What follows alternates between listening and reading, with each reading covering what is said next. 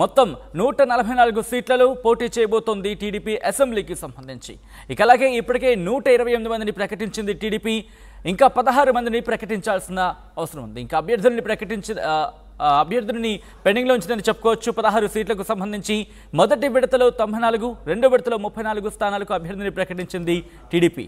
ఇక 17 లోక్సభ స్థానాల్లో మెజారిటీ స్థానాల్లో అభ్యర్థుల ఎంపికను కూడా పూర్తి చేసినట్టుగా తెలుస్తోంది. ఎందుకంటే మిగతా 8 కూడా అటు 6 బీజేపీకి 2 జనసేనకి కాబట్టి 17కు సంబంధించి ఆ సీట్ల మీద కసరత్తు చేసినట్టుగా తెలుస్తోంది. ఒకేసారి అందరినీ ప్రకటిస్తారు అనే ప్రచారం కూడా జోరందుకుంది. ఈ నేపథ్యంలో అటు 17 ఇటు 16 మొత్తం కలిపి ప్రకటించే అవకాశం ఉంటుందా, లేకపోతే ముందుగా అసెంబ్లీకి సంబంధించి ఆ 16ని మూడో విడతలో ప్రకటించే అసెంబ్లీకి సంబంధించి 17 సీట్లను అనౌన్స్ చేస్తారా? ఏం జరిగే అవకాశం తెలుసుకునే ప్రయత్నం చేద్దాం. మా ప్రతినిధి కృష్ణమోహన్ అప్డేట్స్ అందించేందుకు లైవ్లో జాయిన్ అవుతున్నారు. కృష్ణమోహన్, చాలా ఇంట్రెస్టింగ్గా ఉన్న మ్యాటర్ని చెప్పుకోవాలి. ఎందుకంటే 16 సీట్లు ఇంకా ప్రకటించాల్సి ఉంది 17 పార్లమెంట్ అంశానికి సంబంధించి. సో ఏది ప్రకటించే అవకాశం కనిపిస్తోంది ముందు? ఇప్పుడు ఎటువంటి ఫోకస్డ్గా ఉంది? ఎస్ సచిన్, మొత్తం మీద అయితే తెలుగుదేశం అభ్యర్థి వరుసగా 2 జాబితాల్లో దాదాపుగా నిన్న 34, మొన్న 94 మొత్తం కలిపి దాదాపుగా కొంత పర్సెంటేజ్ ఆఫ్ సీట్లను మాత్రం చేశారు. కేవలం ఇంకా 16 మాత్రమే మిగిలినాయి. అంటే వీళ్ళు పోటీ చేయాలనుకున్నది 144 స్థానాల్లో. ఈ 144 స్థానాల్లో మిగిలిన 16 మాత్రమే మిగిలినాయి. కాబట్టి ఈ 16 మీద కసరత్తు అయితే ప్రారంభించారు.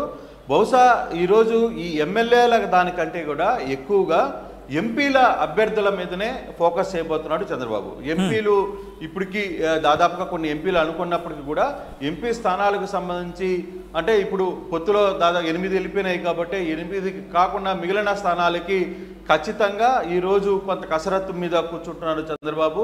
బహుశా ఈరోజు సాయంత్రానికి కూడా కొంత ఎంపీల లిస్టు, ఎంపీ అభ్యర్థుల ఖరారు దాదాపుగా వచ్చేటట్టుగా అయితే స్పష్టంగా కనపడుతుంది. వారు మరోవైపు అసెంబ్లీకి సంబంధించి కూడా 16 సీట్లలో కొన్ని ఇంకా కాంట్రవర్సీస్లో ఉన్నాయి. మనం చూసుకుంటే పెనమలూరు కావచ్చు, లేకపోతే మైలవరం కావచ్చు, ఇట్లాంటి ఇష్యూస్, సర్వేపల్లి కావచ్చు, ఇట్లాంటివన్నీ కూడా కొంత ఇంకా తగాల్సిన పరిస్థితి ఉంది. సో వాటిల్ని ఎలా ఓవర్కమ్ చేయాలి అనే దాని మీద సో ఆల్రెడీ నిన్న సాయంత్రానికి కూడా చంద్రబాబు చాలామంది నేతలకి క్లియర్ ఇన్స్ట్రక్షన్స్ ఇచ్చారు. కొన్ని సమాచారాలను అయితే పంపించేశారు, కొంత క్లియర్ చేశారు.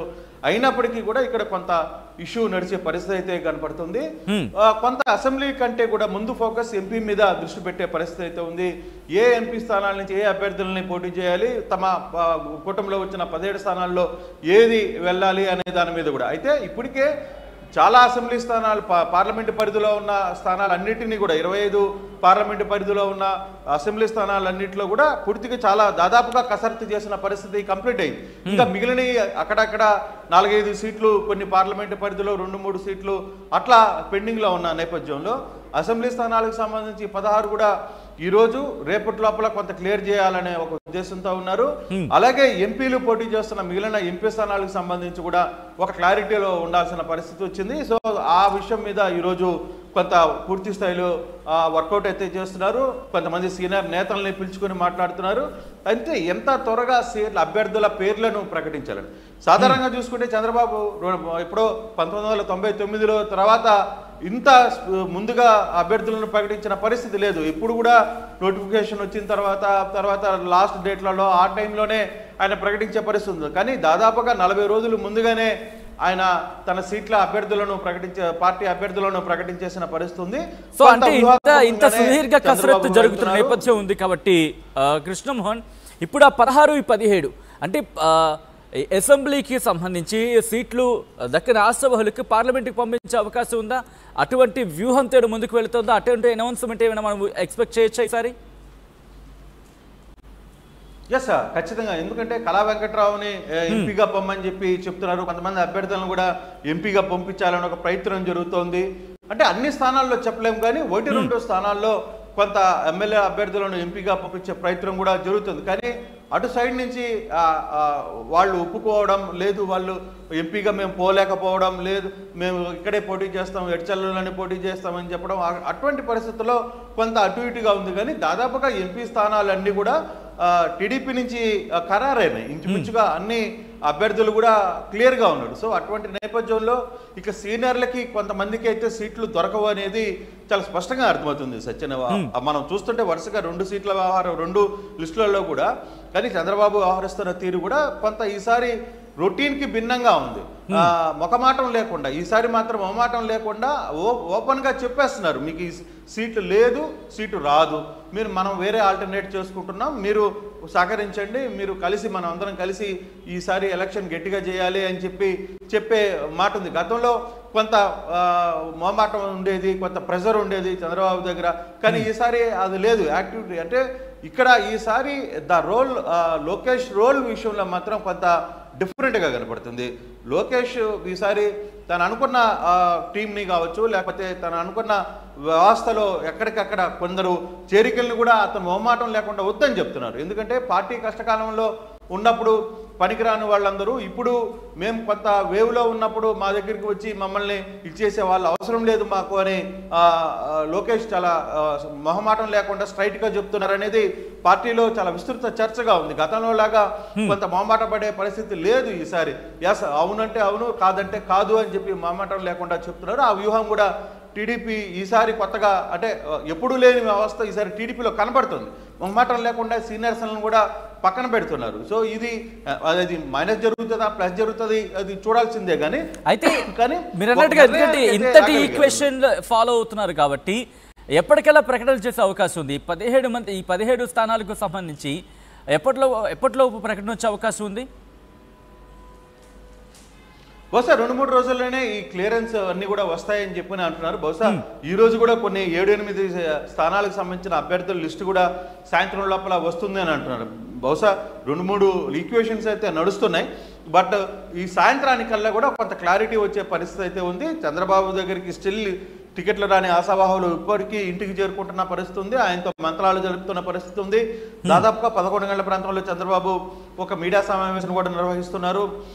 కొంత అంటే ఎక్కడ టైం షెడ్యూల్లో మాత్రం కొంత బిజీగానే కనపడుతుంది. మరోవైపు వైసీపీ సంగతి చూసుకుంటే అక్కడ ముద్రగడ పద్మనాభం లాంటి వ్యక్తులు 11 గంటల ప్రాంతంలో అక్కడ పార్టీలో చేరబోతున్నారు. అంటే అధికార పార్టీ కావచ్చు, ప్రతిపక్షం కావచ్చు, ఎక్కడెక్కడ చాలా యాక్టివ్గా కనపడుతుంది. సీట్ల వ్యవహారంలో, లేకపోతే అభ్యర్థుల వ్యవహారంలో, జాయినింగ్స్, తర్వాత అక్కడి నుంచి వెళ్ళిపోయిన వాళ్ళని బుజ్జగింపులు, ఇవన్నీ వ్యవహారం అయితే కొంత స్పీడ్గా కనపడుతుంది 2 పార్టీలలో సచిన్. అయితే ఈ 17 లోక్సభ స్థానాలకు సంబంధించి ఒక విడతలో ప్రకటించే అవకాశం ఉందా? వీటిని కూడా 2 విడతల్లో ప్రకటించే అవకాశం కనిపిస్తుంది. ఎందుకంటే అక్కడ 16 అసెంబ్లీ స్థానాలు కూడా ఇంకా ప్రకటించాల్సిన పరిస్థితి ఉంది కాబట్టి ఒకే విడతలో వీటిని ప్రకటించే అవకాశం ఉందనుకోవచ్చా? ఒకేసారి పార్లమెంట్ మాత్రం ఒకేసారి వచ్చే అవకాశం ఉండకపోవచ్చు. కారణం 2 లిస్టు కూడా దాంట్లో ఉంటుంది. అంటే ఒకటి క్లీన్గా ఉన్న ఇవి మాత్రం ఈరోజు కానీ రేపు ఉదయం లోపల వచ్చేస్తాయి, సాయంత్రం కానీ రేపు ఉదయం లోపల. కానీ కొన్ని మాత్రం ఇంకా కొంత డిస్కషన్ నడుస్తోంది కాబట్టి కొంతమంది జాయినింగ్స్ కూడా ఉన్నాయంటున్నారు. ఎందుకంటే మాగుంట శ్రీనివాసరెడ్డి కుటుంబం రేపు 16వ తారీఖున రేపు చంద్రబాబు సమక్షంలో జాయిన్ అవుతుంది ఇంట్లో. సో ఇట్లాంటివన్నీ కూడా కొంత జాయినింగ్స్ అయ్యే పరిస్థితులు కనపడుతున్నాయి. సో కొంత ఆలస్యం జరిగే పరిస్థితి ఉంది. కానీ 2-3 రోజుల్లోనే ఈ సబ్జెక్ట్ క్లోజ్ అయ్యే పరిస్థితి అయితే ఉంది. అభ్యర్థుల లిస్టు దాదాపుగా ఖరారైపోయింది. ఇంకా అభ్యర్థులు జాయినింగ్సా లేకపోతే కొన్ని మంచి రోజుల వాళ్ళ సెంటిమెంట్స్ ఉంటాయి రాజకీయాల్లో.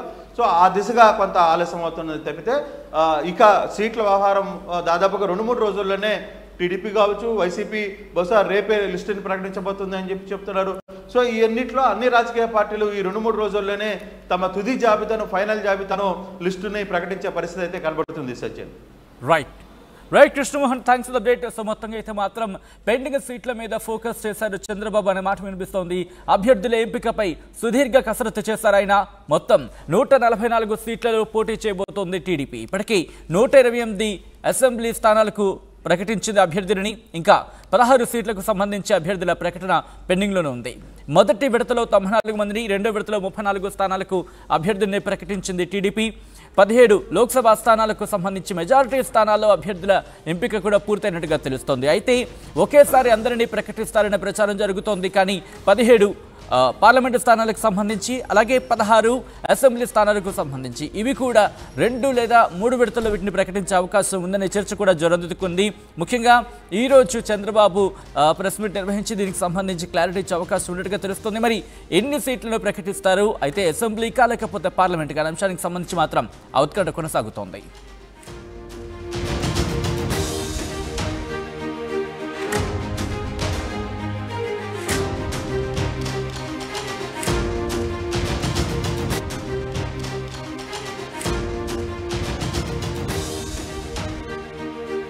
బ్రేకింగ్ న్యూస్ చూస్తున్నారు. పెండింగ్ సీట్లపై ఫోకస్ చేశారు చంద్రబాబు. అభ్యర్థుల ఎంపికపై సుదీర్ఘమైన కసరత్తు చేస్తున్నారు ఆయన. మొత్తం 144 సీట్లలో పోటీ చేయబోతోంది టీడీపీ అసెంబ్లీకి సంబంధించి. ఇక అలాగే ఇప్పటికే 128 మందిని ప్రకటించింది టీడీపీ. ఇంకా 16 మందిని ప్రకటించాల్సిన అవసరం ఉంది. ఇంకా అభ్యర్థులని పెండింగ్లో ఉంచిందని చెప్పుకోవచ్చు. 16 సీట్లకు సంబంధించి మొదటి విడతలో 94, రెండో విడతలో 34 స్థానాలకు అభ్యర్థిని ప్రకటించింది టీడీపీ. ఇక 17 లోక్సభ స్థానాల్లో మెజారిటీ